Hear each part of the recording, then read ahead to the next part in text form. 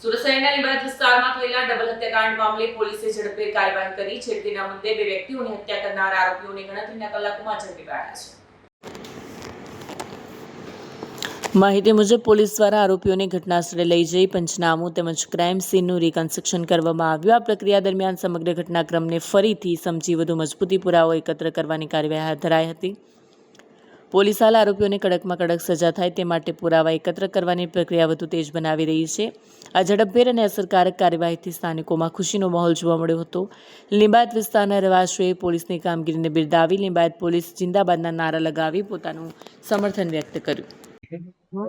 લીંબાયત police સ્ટેશનમાં 2020-2026 મુજબનો ગુનો જે દાખલ થયેલો. ગુનાની હકીકત એ મુજબની છે કે આ ગામના જે ફરિયાદી છે એમના દીકરી જે પોતાના ઘરે હાજર હતા કમળનગર આવાસની અંદર. એ દરમિયાન વોટિંગનો દિવસ હોવાથી પૂરા પરિવાર વોટિંગ કરવા માટે ગયેલા. એ દરમિયાન દીકરી પોતાના ઘરે હાજર હોય એ દરમિયાન એમની બાજુમાં રહેતા આ ગામના જે આરોપી છે આરોપીનો સગીર વયનો જે દીકરો છે એને આ કામના જે ફરિયાદી છે એમની દીકરીની છેડતી કરેલી. જે બાબતે આ કામના જે ફરિયાદી છે એ અને એમનો પરિવાર જે આ કામના આરોપી છે એના ઘરે ગયેલા અને આ બાબતને ઠપકો આપેલો કે તમારા દીકરા દ્વારા અમારી દીકરીની છેડતી કરવામાં આવેલી. જે બાબતે બંને પક્ષ વચ્ચે રકાઝકી થતા અને બંને પક્ષ વચ્ચે ઝઘડો થઈ ગયેલો.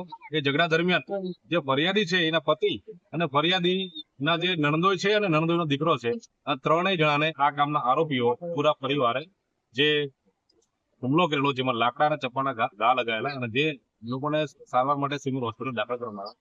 જ્યાં સારવાર દરમિયાન જે ફરિયાદી છે એમના પતિનું અવસાન થયેલ અને સારવાર દરમિયાન જે એમના નણંદોઈના દીકરા છે ઇરફાન એનું પણ અવસાન થયેલ. આ બનાવમાં ટોટલ 2 હત્યાના બનાવવામાં આવ્યો છે અને આ કામના આરોપીઓની ધરપકડ કરવામાં આવે છે અને આ રોજ રિકન્સ્ટ્રક્શન બતાવવામાં આવે છે. Bureau report Satya TV news Surat.